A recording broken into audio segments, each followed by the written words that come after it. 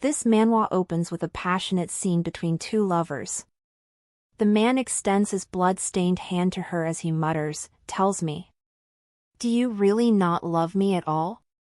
The maid in response only grits her teeth as if she's being forced to express the emotions she locked away as she clenches her fist strongly. Alexandros, a knight of the greatest renown, loved a woman of the humblest birth. A woman named Kate. Abandoned in the gutters of the slums, she grew up in a hen house and made her way as a lowly SHOESHINE girl. A new scene opens and this time young Kate sits on a stairway shivering from the cold air searching for SHOESHINE customers. The nobles passing grumble behind her back, the street urchins in front of the church no less are such an eyesore. On the other hand, Kate, having gone days on an empty belly, was ready to do anything for even the tiniest morsel, at least that was what she thought. A well-dressed lady soon approached her and asked her to come with her, claiming she will feed her, but Kate strongly refused, her reason being she knew the kind of person the lady is. The lady didn't handle that so well and quickly got offended. She yanked her up, calling her filthy street rat as she questioned her audacity. Kate insisted she would not work in a cat house. The lady's expression immediately shifted to a scoff as she pointed out how she's living in the street, following with a question, "Do you really think yourself better off than my girls?" Kate, fed up, slaps her hand off and immediately runs off, but the lady orders for her to be grabbed. As she runs, she recalls the lady's questions and declares in her mind, even so, she would never work in a place like that.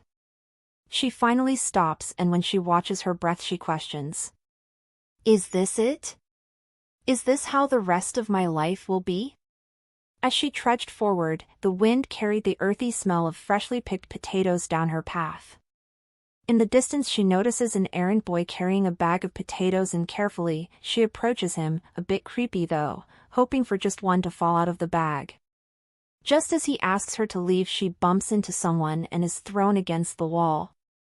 But there's more, a person with a resemblance that would make one wonder if she were an angel lies on the floor unconscious. But before she can confirm the identity of the person, a person swings at her and she staggers to the floor. She immediately drops to the ground, and as the thought of if that's how her end is going to be comes in, she embraces it, thinking, at least she wouldn't go hungry anymore. In a new scene, she regains consciousness and recounts her experience in silence. He wasn't an errand boy, he belonged to a band of kidnappers. Neither was she an angel, she was Count Blanc's only daughter instead. The kidnappers made her an offer asking how she would like to become the daughter of a count, but she refused it without hesitation. Her reason, what she sees plainly, is a ridiculous offer that is too good to be true, and she's not about to go into that storm. The man seemed impressed by her reasoning and decided to give her another chance. Pointing the blade to her, he asked, "Since you're so smart, what do you think will happen to you if we have no use for you?" The other man present urges him to get rid of her already, but the next moment, a loud thud distracts them. Kate orders them to stay away from her, stating she thinks she panicked and fainted, but she'll try to keep her calm. The other man behind places a hand on his head tiredly as he urges the man to just get rid of her already, but Kate continues. She asks what they will know about taking care of a lady. After all, they're all a group of guys, so she'll need a girl instead to do that. That experience helped her survival. She later learned the child's name as Rose, and her father, Count Blanc, was a battlefield commander in the war. Their plan was to sell Rose off to enemy's forces, but to hold on to their sole bargaining chip, they first planned to peddle her off as the Count's daughter while keeping the real Rose for themselves.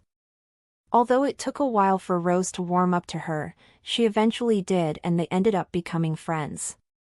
A fortnight later, the other man urges him to act now, sell her off and finally kill the other one. He grabbed her, but Rose protested. A few minutes later, he is thrown to the ground by the other kidnapper. Still on the ground, the man warns him not to do anything stupid before the deal. On the other hand, Kate immediately rushes to Rose, and as if to protect her from the kidnappers, she stares at them sternly. He turns to Kate, and with a hint of sneer in his voice he commends her, saying nice, and asks her to keep Rose's spirits up for them. Later, Rose assures Kate that Alex will come and rescue them from the bad guys. She was speaking about Alexandros Blancs, the heir to Count Blanc's title and Rose's cousin. Rose explains the people's reaction when they first see him. They're often sent reeling. Curious, Kate asks if that's because he's so scary, but contrary to her thoughts, Rose explains that it's quite the opposite. Actually, he's that stunning, his piercing blue eyes and golden locks. Since the Count had no son to pass down his title, his nephew Alex stood to become his heir.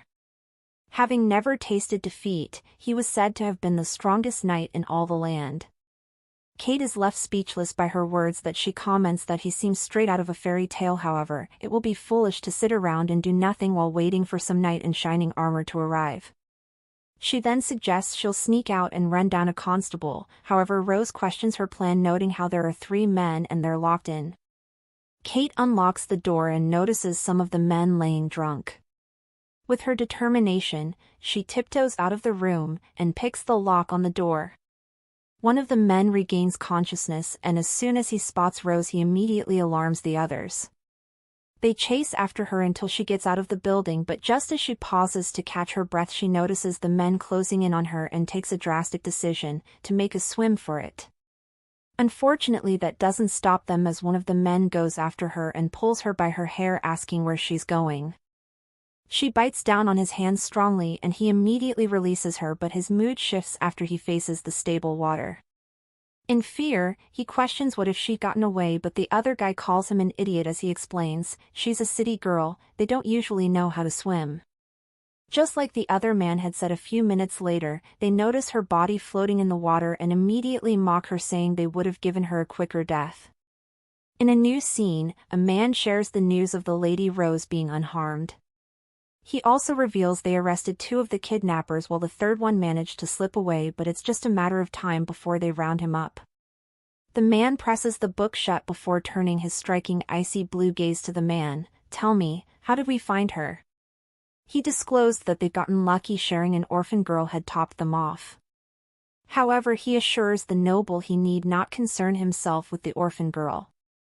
At the same time, Kate goes to a nun at the temple and inquires about Rose's condition, but instead she gets a rude dismissal. Alone, feeling completely deserted, she stands with the awful realization. She's alive, but nothing has changed. She wishes she could at least see Rose, however she knows better, she knows she will never see her again. Where she's seated, a nun walks up to her and informs her that one of the fathers would like to see her. She believed the news was about Rose and followed quietly, but instead she was brought before a man with piercing red eyes. Looking down at her, he mentions that he understands she escaped from the kidnappers and reported to the authorities. Startled, she responds almost immediately, "Yes, father." As she wonders if he's truly a priest, he comments that that's quite a feat for such a frail little girl, warning her that the church isn't a place for lies. However, she insists she's not lying. She explains that though she might lack strength, she's quite clever. Then the priest asks her how she was able to escape. Then she explains. First she picked the lock. After surviving on the streets for so long, there's not a lock she can't pick. Then, she knew she could get away from the brown-haired one if she jumped into the waterway, having taken notice he was a clean freak and the water was filled up with sewage. According to her observation, the tall guy was clumsy, so she knew she could get by him even though he almost got her in the water, but she's a good swimmer, so she managed to get away. She was also sure they wouldn't keep chasing her because with all the sewage, no one swims in the waterways anymore except for her. She uses them all the time to escape dangers, and she knew the last thing the kidnappers would think she would do is jump in and swim. But the man's response is indifferent. He remarks that it was very entertaining and praises her, saying she has quite the talent for storytelling. Frustrated, she asks why he believes she would lie to him, and he simply responds saying for attention, adding he knows how kids like to add stuff to stories to make it more interesting to show off. She calls the nobles mistrustful, but he responds saying, "Oh, did I hurt your feelings? I apologize." That moment quickly shifts to request. "Father, instead of an apology, how about you give me a blessing?" She explains that she wants to feel that even an orphan like her could be happy someday. Lowering her gaze, she confronts the truth. She didn't expect him to grant her that, she thought she'd simply be ushered out of the room. Maybe that's why he placed his hand gently on her head and granted her request. His blessing, that ended up changing her life. Just as she walks back, a nun bashes her when another suggests they take her in. She calls her worthless, but she doesn't let it slide and immediately claps back. Just as the nun questioned her, asking who would ever want her, a well-dressed man appears and asks if she's Kate. Even more, with an invitation from House Blanc. Later, Kate sits in the carriage with her mouth wide open from shock as she arrives at House Blanc, the oldest bloodline in all the land and the wealthiest too. She steps out of the carriage and gulps down spit anxiously as she's about to confront the Countess. Once Delbora, Rose's stepmother, lays her eyes on her, she retorts that her physique is disappointing. She's as thin as a rail. Again she comments that men would never want a girl with a face like that, making her wonder if the Countess is calling her ugly. But she's fine with that, as long as it saves her from unwanted advances. Her mood shifts to excitement as she demands for Rose, asking if she was the one who invited her there. The Countess with a frown asks if she just called her Rose. She takes correction and addresses her as Miss Rose, and the Countess with a sneer retorts, "So you think you're here because Rose wanted to see you?" The next moment, Rose walks out, but something about her seems strange. She recalls how the father had told her he knew Rose and she didn't want to see her. Just as she questions if she hates her now, Rose breaks into tears as she shares she was afraid she wouldn't come. She goes teary as she realizes Rose was only just surprised to see her. The Countess suddenly walks behind her and reveals she thinks it's ridiculous to hire someone like her as their maidservant. "So bear this in mind, make the slightest mistake and you're out." Later she stands with Margaret, the estate housekeeper, who shares she doubts she will last, but every servant should be introduced to the house. As they walk, Kate asks her why she believes so, and Margaret without hesitation shares it's because that place isn't for someone like her, she doesn't deserve to be there. But that isn't the worst, the other maids gossip. They question what the Countess was thinking bringing an orphan from the slums. "She's not from House Blanc fiefdom, she's not one of us, just the thought of working with her is so humiliating." A particular maid takes her resentment so far that she pushes her as she walks on the staircase. Fortunately, her grip onto the railing was so tight she managed to hold her ground. She turns immediately, demanding to know who'd done that, but she meets a group of maids instead staring down at her. Poor Miss Rose, to think she had to spend weeks being locked up with a filthy stray like you, it's an insult to someone of her status, how tragic. Instead of throwing words at her, she turns to the housekeeper and asks if that's how her staff treat Miss Rose when she's not around by gossiping about her. The maid apologized, stating that wasn't her intention at all, but the housekeeper cuts her off and warns her to behave herself, adding she'll deal with her later. The housekeeper takes her leave and Jessie, annoyed, hits her slightly with her shoulder. "Don't think you've won, you'll never be one of us," she ends. In a new scene, Kate is overwhelmed with happiness as she notices the plate filled with warm, well-prepared meals. However, just as she takes her seat, a different plate is handed to her. Before she can react, a male servant gives her his plate and produces himself afterwards as Daniel, a promising candidate for head butler. She apologizes to Daniel and explains she wouldn't be able to take his food. She takes a spoon into her plated meal, and as she brings it to her mouth, the whole table is in an uproar as they urge her not to, warning she'll get sick. Once she's done with the meal, she sets her cutlery aside and then thanks them for the meal, commenting it is a meal fit for the maidservants. A new scene appears and the maidservants seem to be preparing themselves. A kind-hearted maidservant, Hannah, taps her shoulder and offers her a comb and hair cream for her hair. She accepts the item with gratitude and then puts them to use immediately, and then puts her hair in a low bun. Satisfied with her new look, she gazes intensely at herself in the mirror until Hannah appears again, this time with some words of comfort. She tells her it's going to be hard in the beginning, since newcomers are always the prey there, but a word of advice: the best way she could ever survive there is to ask Miss Rose for help. Kate hesitates, mentioning she doesn't think she should be doing that, and with a scoff another maid remarks, "Ha, As if Miss Rose can do anything for you. She continues mentioning, the Countess despises her and the Master Alex couldn't care less about her, no one here likes her. After hearing this, a realization dawns on Kate. That means the responsibility of looking out for Rose will be hers to bear.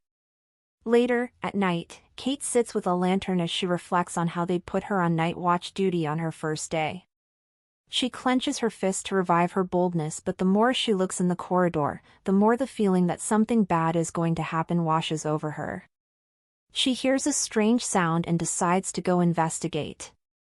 As she walks, she notices the sound coming from near Rose's room, and as she goes to take a peek, a masculine hand reaches for her mouth. A familiar voice softly calls her. "Kate, it's me." She turns to find the priest and asks why he's there at that odd hour, but he just rests his finger on her lips. He then disclosed that sometimes nobles have occasions they meet discreetly. She asks if he's perhaps there to meet with Master Alex. He tells her he is and asks if she doesn't believe him, and she states, "Well, I don't even know your name." He introduced himself as Ian Lee, a virtuous priest. "So you're sneaking around in the middle of the night doing something virtuous?" she asks. The priest leans in close and with a whisper he asks, "And if I'm not, you'll scream that there's an intruder about?" But her response is indifferent. She says no, her reason being because if he wished to harm her, he wouldn't be talking to her. "There's my clever girl," he remarks. He turns around, noting he's off to do his virtual dealings, but she stops him in movement. He asks what it is she wishes to share. "As you may have guessed from my uniform, I'm under the Blanc's employ now. I'm never going back to life on the street. I'm going to carve myself out a place here at the Blanc's estate." He turns around holding a smile as he wishes her good luck, although he adds it wouldn't be so easy though. The next night, a maid asks another if she's heard the rumors. They say the mastermind behind Miss Rose's abduction was. She whispers the culprit's name into her ear while the maid in disbelief remarks that it doesn't make any sense. But the other argued that it does. Alexandra's heir to the House Blanc, Rose Blanc heiress to the Blanc's fortune. But none of that compared to their last statement that leaves Kate with chills. Master Alex has the most to gain from Miss Rose's death. Kate immediately goes to them, and as she towers over them with a strong gaze, she demands to know what Jessie knows. Jessie, not having her, asks if she was eavesdropping on them, calling her a little brat. With a string grip on her shirt, Kate yanks her up from the bed while the other maid tries to calm her down. The housekeeper outside announced the lights out, and with that, Kate releases her shirt and goes back to bed with Hannah. Later at night, a soft rustle breaks the stillness of her sleep, with a chilling feeling like someone is watching her. The next moment, she notices Jessie in a dreamlike state walking out of the room. Curious, she traces after her steps, wondering if she's sleepwalking. She notices Jessie in the distance and warns her to be careful, noting she'll trip and hurt herself, and with no response she grabs the lantern to check on her, only to be met with the emptiness of the dark corridor. The following morning, the housekeeper gathers the maid and makes an announcement. She reveals that Jessie had been dismissed the previous night for behavior that was deemed inappropriate for service under the name House Blanc. She warns that it should serve as a warning to the rest of them, while Kate stands unable to shake off the feeling that it had something to do with the incident of the previous night. Have you ever had the feeling that you were being watched in the middle of the night? To her surprise, she gets the same response from the two of them, yes. Kate looks at them stunned and asks when and who was watching. Daniel goes first. He reveals the ladies are always checking him out at any time of the day, while Rose mentions cockroaches, creepily, crawly, disgusting. She sighs in relief and mentions she should have known better than to ask them. Later, as they clean the dishes, she moves closer to Hannah, thinking she should know something. As soon as she mentions the words, last night, Hannah brings her movement to a sudden pause and then shares that she forgot to do something before rushing outside. At the banquet, Kate peeps from a corner searching for Rose, and when her gaze finally sets on her, she questions the noticeable truth. But why is she all by herself? All of a sudden, a hand grabs her painfully by her ear. The head maid then asks what she's doing there, noting girls like her do not even deserve to step into that hall. She pushes the trolley to her and warns, "This is your job, one mistake and you're done here." As she moves with the trolley, she overhears some men discuss the Marquis condition. They mention he's in no condition to get out of bed alone, let alone to attend the gala. They continue noting Sir Alexandros doesn't take too kindly to people who challenge him to a duel. They go on to describe him. He's a rather cruel and terrifying man, he's a monster. Kate, engrossed in her work, doesn't notice the door behind her slowly creaks open. A hand reaches from inside the room and the next moment, she's pulled inside while her trolley is left outside the shut door. Okay, yeah, is Annie at this point already shipping Kate with the priest? But let's see how it goes. She recognizes him and sighs in relief. She mentions he keeps appearing out of nowhere, noting he'd scared her. He asks how it is that she's become so frightened in a matter of days. She goes silent, unease evident before she shares her predicament. Lately, she expresses, she's been having this strange feeling that she's being watched, and then the previous night, one of the maidservants vanished. The priest shrugs her observations off, saying she's probably letting her imaginations run wild. However, she snaps back, stating she's not an idiot and she knows what she saw. The priest then responds, "Ah, yes, the ever-clever Miss Kate." She gives him a nod of approval, but he just bursts out into laughter the next moment. However, he explains it is an old house and ghosts tend to like old houses. Also, he reveals he's seen some strange things himself, but it usually happened when his mind was tired. She gasps in shock and remarks that she wouldn't have expected that from someone like him, and he mentions he was once young too and life back then was difficult. Hearing his statement, Kate wonders if his difficult life when he was a kid had anything to do with his eye color now. Then the popular saying comes to her mind.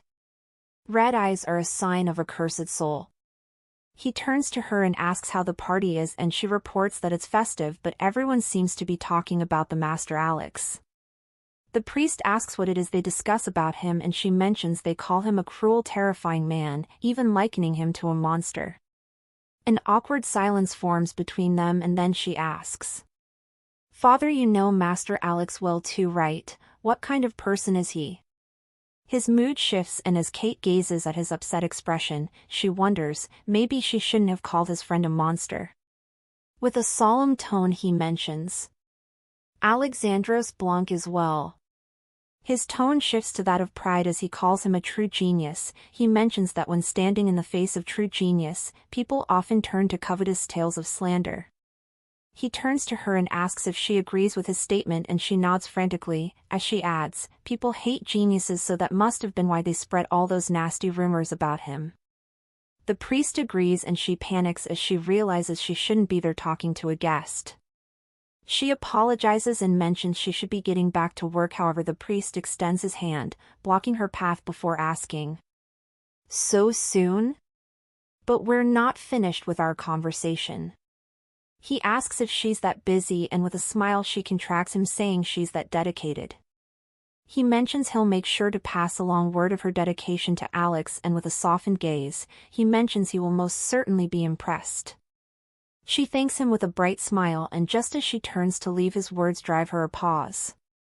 He whispers that the Blanc estate can be an unforgiving place. She turns to him confused, but he only adds, "That is how noble estates tend to be," and warns that she'll be well served if she learned to forget. She asks what she needs to forget, and he mentions everything she sees and hears, for her own sake. With a smile she shares that it will, as long as it doesn't pose a threat to Miss Rose, but a frown forms on his face as he asks, "And if it does?" She discloses that she'll step in and protect her, but he reveals with an indifferent tone, "Nobody can protect Rose." Again she asks him to explain his words, and he mentions protecting others comes at a great cost. It's a path full of misery and danger. The priest pushes the door open and asks her to be cautious and remain safe. However, Kate asks if she'll be able to avoid the misery and danger he mentioned if she'd be cautious. With a smile he reveals, "Yes, you will." He pats her down on her head as he completes his statement. Because you have me to protect you at the very least. Kate then asks if he isn't worried about the misery and danger, but he assures her he's different and he's not just anybody. You need not be afraid, I can safeguard you from every danger. She asks if that means he's going to protect her. As he waves at her, he clarifies that he never said he was going to, rather he only said he can. Later at night, Kate lays awake in bed. As she reminisces on her encounter with the priest earlier that day, she beams with joy. She thinks he's so fond of Master Alex, but she suddenly opens her eyes as she recalls his gentle assurance, "You have me to protect you." She wings her arm back and forth happily as she thinks, it's the first time anyone has ever said something like that to her. She feels her heart racing, but before she can sort out her feelings, clouds go darker than usual. She steps out of her room, into the corridor with a lantern. She reaches the window and opens it, questioning where those clouds had come from.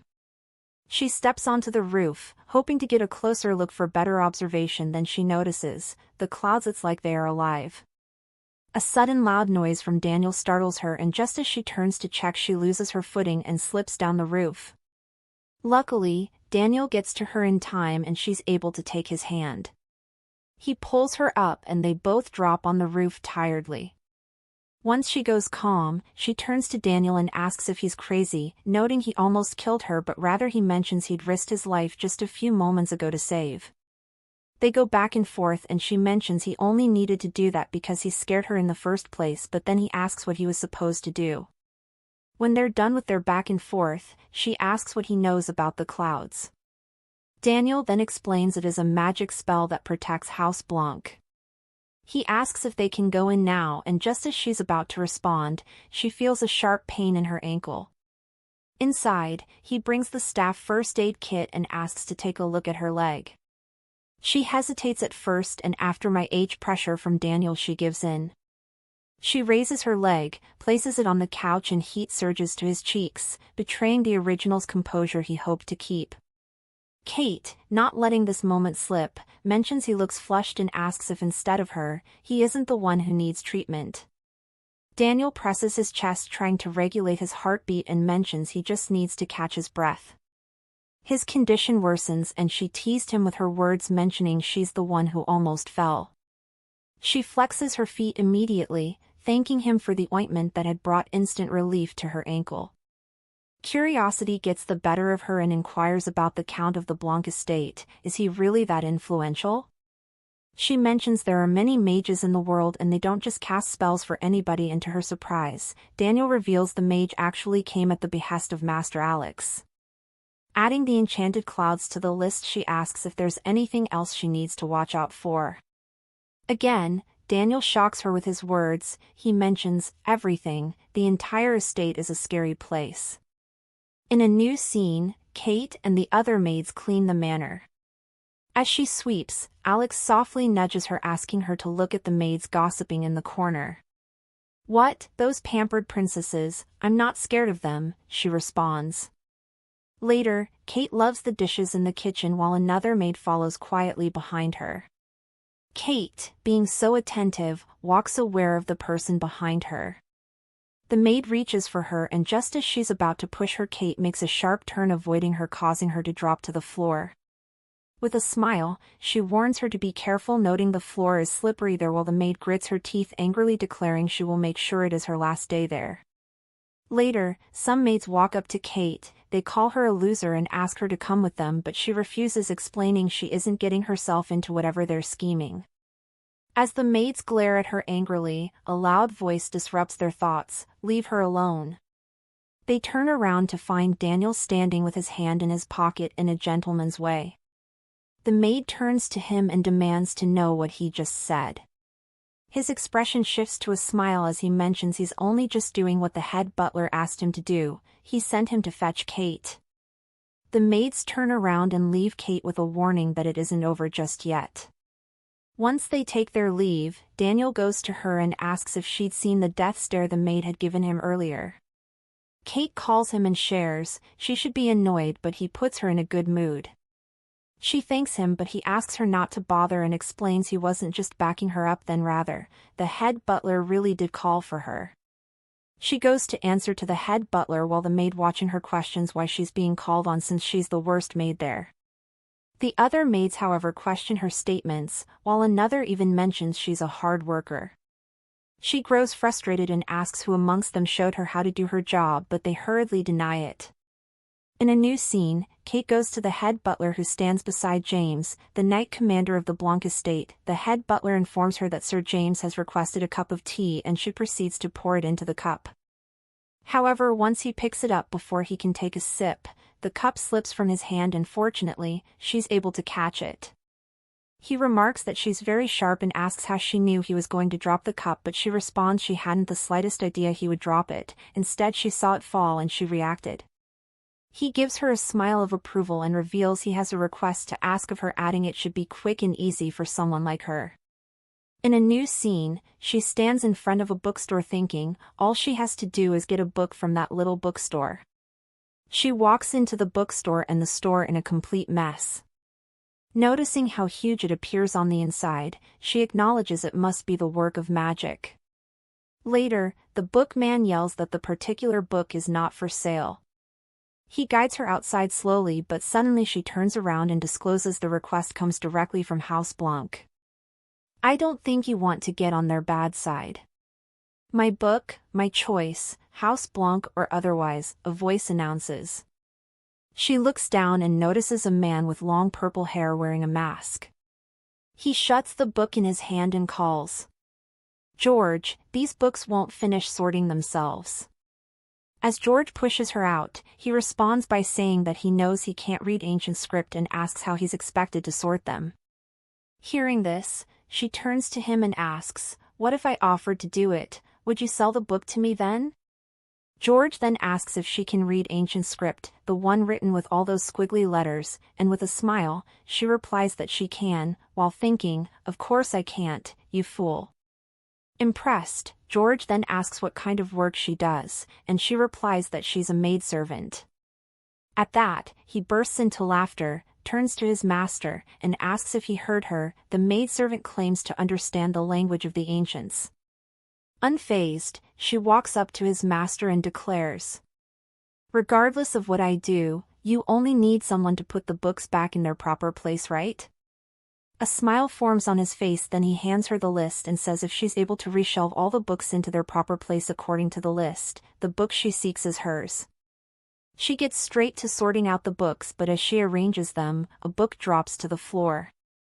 She goes to pick it up when she glances at its contents and notices the dark clouds that appeared around the Blanc manor the other day. She notices the master approaching her and she immediately looks up at him. Facing his cold demeanor, she believes he must be able to see from the blindfold since he didn't attempt to hide the fact that he's staring. He walks past her with a comment that the book is worth more than what she and her whole descendants can earn in their lifetimes. Later, she observes the newly organized bookstore with dark circles under her eyes. She rubs her eye tiredly and reports that she's finished sorting out the books, but there's one on the list that's missing. But his answer leaves her stunned. "Then you did not finish, did you?" He then mentions he cannot keep up to his end of the bargain if she didn't keep up to hers.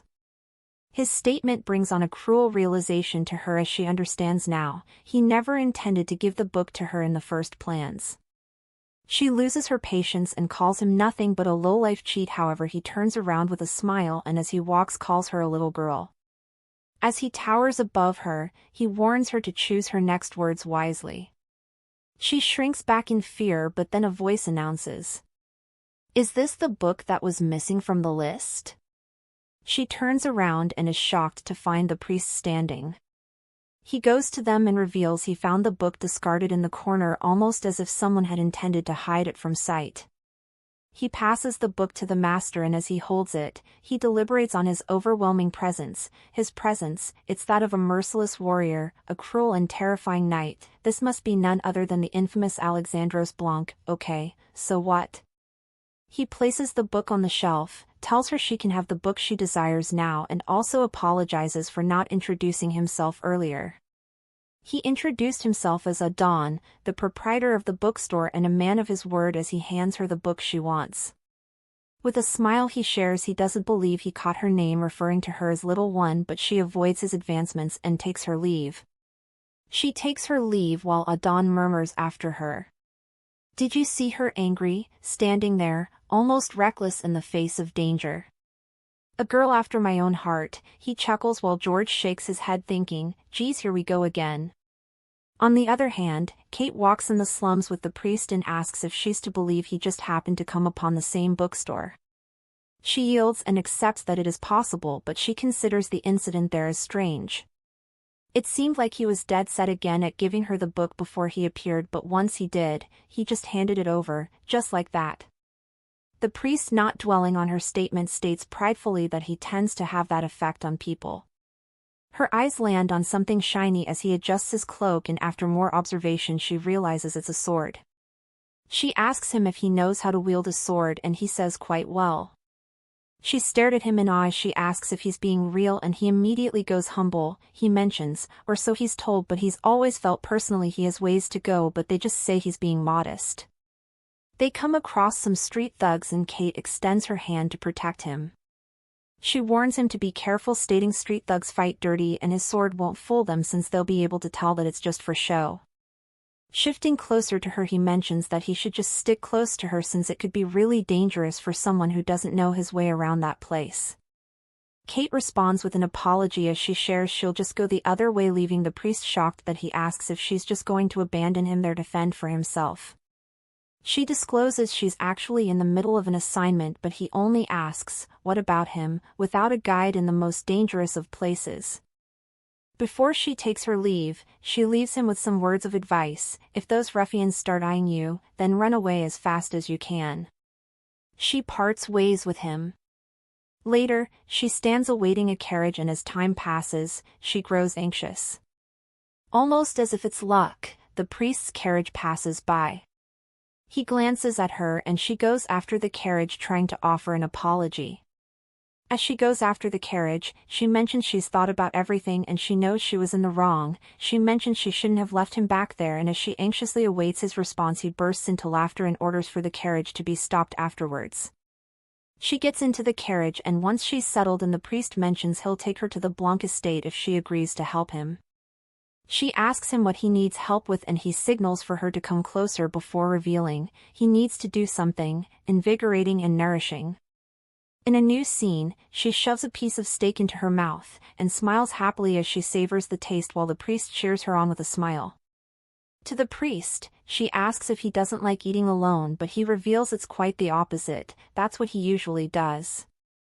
She then asks why he asked her to join him, but he just freezes.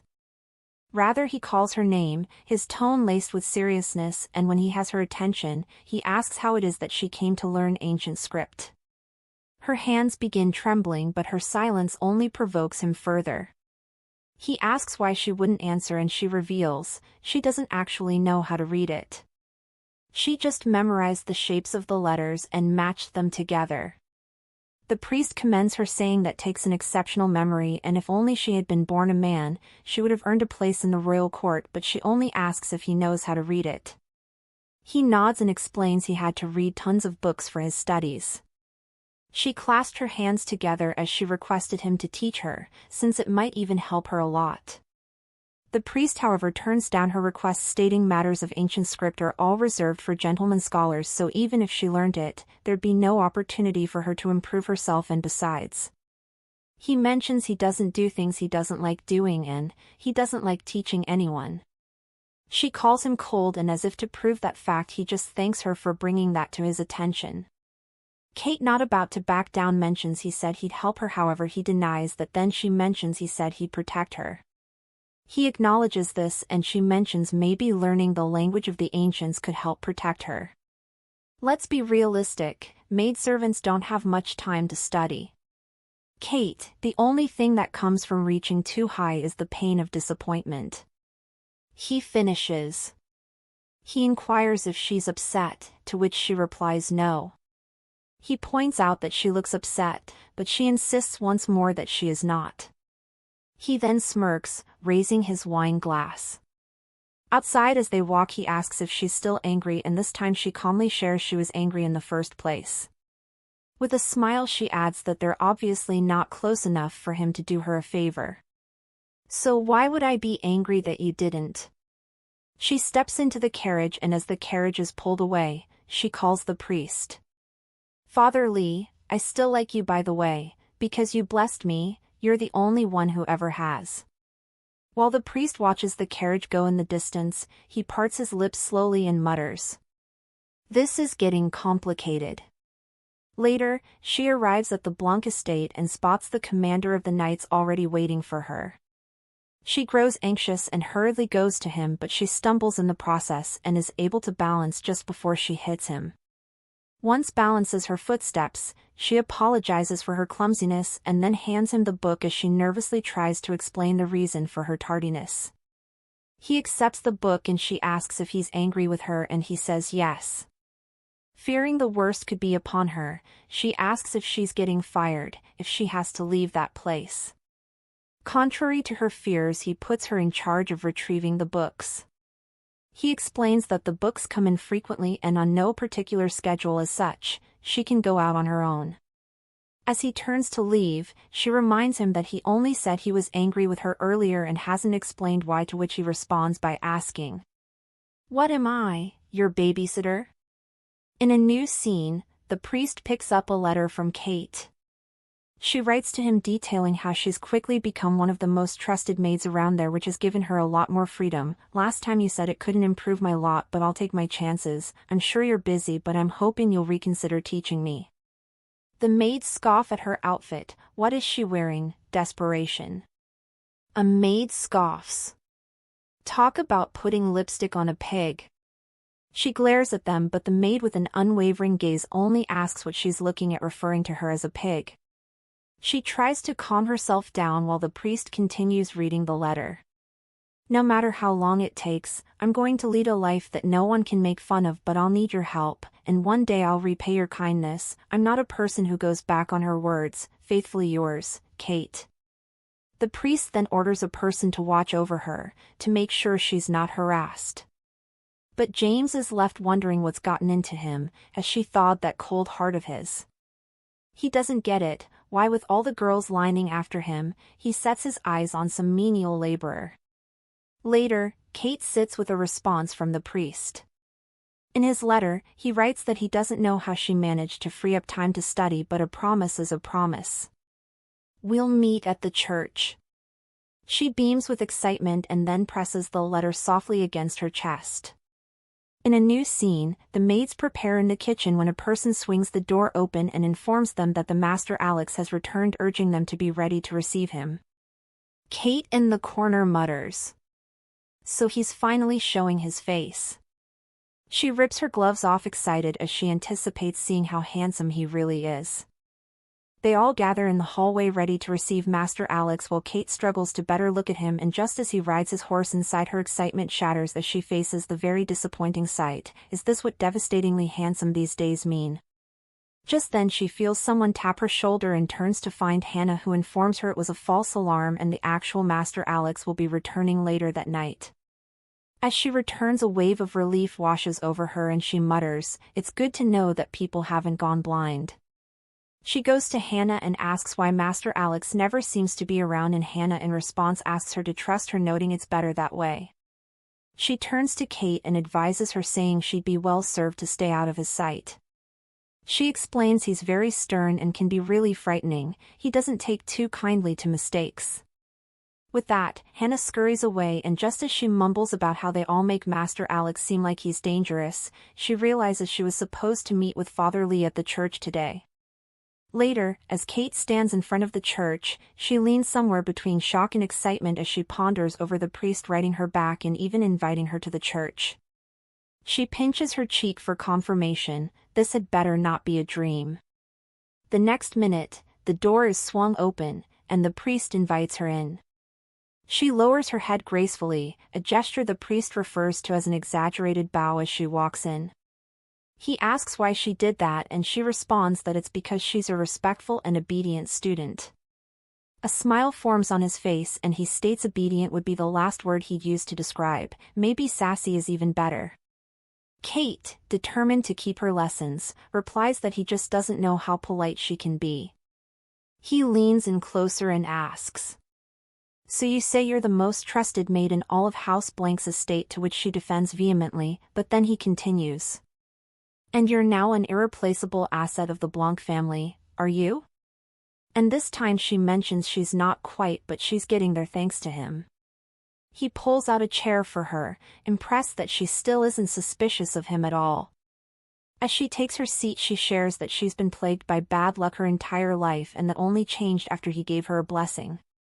She expresses herself, stating she's almost brought to tears each time she thinks back on his kindness, and he asks, "So I'm kind now? It was just the other day you described me as cold." She shakes her head and quickly explains that she misspoke. In truth, he's quite warm-hearted. The priest, catching on to her intentions, tells her that flattery won't get her anywhere, but she insists that wasn't her aim. She asks what made him change his mind about teaching her. Was it her earnest heart that moved him? But he simply replies that he just felt sorry for her. Even though he made it clear that teaching her was a bothersome task, here, he was doing just that, and later, she came to discover just why. The priest asks her to just relax, since staring at the book any harder wouldn't magically bring back the answers, and she responds asking if she was making a weird face. He then replies that if by weird she means ugly, then yes, leaving her stunned. Eventually, she laughs it off, realizing he was just trying to help her relax. He nods, confirming it, and adds that the moment he feels she's wasting his time, their lessons will end. "What a jerk, I take it back, you're not kind at all. You're detestable." Later she lays in bed, she reminisces on the cookies he served her, the most delicious thing she ever ate, and wonders if he gets to eat things like that every day. She decides to get some sleep, but the sound of someone sobbing causes her to spring up immediately. She stares at the door for a while, wondering if she's getting worked up over nothing again, but then the noise becomes more persistent. Now impossible to ignore, she takes a huge gulp in fear as she walks to the door, and upon opening it, she's met with a surprise. Rose was standing there, trembling. As she shivers, she manages to utter through her fear, "Kate, there's something in my room." She almost breaks into a sob, however Kate manages to comfort her. As they walk down the dark corridor, Kate asks if she was drinking, and she explains she just had a bit of wine, but she's not drunk. Kate waves it off while Rose insists she's not just seeing things. They get into her room, and as they stand in front of a huge painting covered with a huge piece of white cloth, Kate asks her if that's the monster, and she says yes. Kate takes a gulp in fear, and with one firm clutch, the big piece of cloth comes off, revealing a hideous painting underneath. Rose drops to the floor, frightened, as she repeats, "See. A monster, a hideous girl." Kate chuckles softly before asking if that is the portrait she's sending the royal family looking for the crown prince's match, but she denies it and mentions she bets it's her stepmother's doing. Kate turns to her and suggests maybe the Master Alex, saying he's capable of such a thing. Rose beams with joy as she asks if she means it's because he's jealous she will marry the crown prince. Kate supports her jaw with her hand, a gesture that shows she's probably in deep thought, before revealing, she guesses it's a form of jealousy. Rose, however, considers carefully. He can't lay claim on the Blanc fortune uncontested if Rose marries the prince, and that fits with his reputation. He'd want everything for himself. She recalls the priest's words, that no one can protect Rose, and strongly declares that's not true. She reaches for a knife thinking she can, and the next moment, she draws a long line on the painting with the knife. Several stabs and slashes, leaving the painting completely tattered, while Rose cheers her on with googly eyes. The next morning, her stepmother walks into the room where the both of them lay together asleep in the bed. The first thing she notices is the painting, and as she stands in front of the damaged piece she retorts calmly, "It seems someone's been misbehaving." As she turns around, she notes she'll have to come up with a suitable punishment. Glancing at the maid behind her, she mentions she thinks it's time to move forward with that other suitor, while Kate places her hand on her mouth, terror evident. The head maid steps forward and asks if the Master Alex is aware of it, but the stepmother with a glare responds saying of course. The head maid immediately apologizes, saying that was foolish of her to ask, while the stepmother laughs softly as she mentions she'll see to it that Rose is married to the very best husband there is. She steps outside, and immediately, Kate crawls out from under the bed and walks over to Rose, who remains fast asleep, urging her to wake up. A few moments later, Rose's voice is heard as she cries out loudly asking what she should do, mentioning her stepmother is going to marry her off to some freak. Kate immediately suggests they tell her father, however Rose questions how that'll be possible since he's far away on the battlefront. She lowers her head as she admits she has no pull there, so she can't order anyone to go out and tell him, but Kate rests her hand softly on her shoulder as she reassures her, saying, "Don't, you have me." She's moved to tears and immediately insists she would not leave her here all by herself, while Kate just laughs it off as she mentions she wasn't talking about herself. Rose goes calm and then asks her who, and a slow smirk forms on her face. In a new scene as she studies with the priest, she asks if he knows of any soldiers for hire. As he flips through the pages of the book in his hand, he asks if she means like a mercenary wand, afterwards mentions mercenaries are trouble and asks why. He asks if she was about to ask him to find one, or maybe she was planning on using him somehow. She hurriedly denies planning on using him, but his next words come as a shock. He asks her to use him as she pleases. As she stares at him in confusion, he crosses his hand and with a firm tone asks, "I said I'd protect you, did I not?" Kate, unable to hold back her laughter, bursts into laughter as she repeats the phrase, "Protect me." She returns to her writing, remarking that she thought he was joking, but his tone cold and unwavering, tells her he was serious and demands to know why she would ever doubt him. He slowly rises, and just as he towers above her, he states, in fact, "I was being very serious." Through the awkward silence that follows after his statement, in an attempt to avoid his piercing red gaze, she searches around until her eyes catch something. "Hey, isn't that the House Blanc sigil?" He reaches for her, and as he stares down at her, he asks her not to change the subject. She declined his offer, mentioning it's nothing and she's troubled him enough. Looking disappointed, he mutters, "How demure of you." She thanks him for his comment, hoping the conversation will just die down there, but he grips onto her shoulder suddenly and demands, "Listen." He explains that a true relationship can only begin when they start to tell one another the truth. She nods and he asks her, "You have no need for a mercenary, do you? Is this about Rose?" Unexpectedly, she asks how close he is to Master Alex, and when he doesn't respond, she springs up, noting their time is up. About the mercenary thing, she assures him it's nothing, so he need not concern himself with that. She thanks him for today before taking her leave. As she walks outside, her mind is filled with all kinds of thoughts concerning the priest. Is he perhaps angry that she didn't tell him? But it's not like he's open with her about his life, so why should she feel bad about keeping that away from him? Especially after seeing that sigil in his office, it only means he must be one of Master Alex's men. But I still need a mercenary, and they tend not to take too kindly to female clientele. As fate would have it, she notices Daniel in her way. She pokes at his muscle continuously, and when he finally turns to her, she remarks that he's hiding a lot of muscles under there.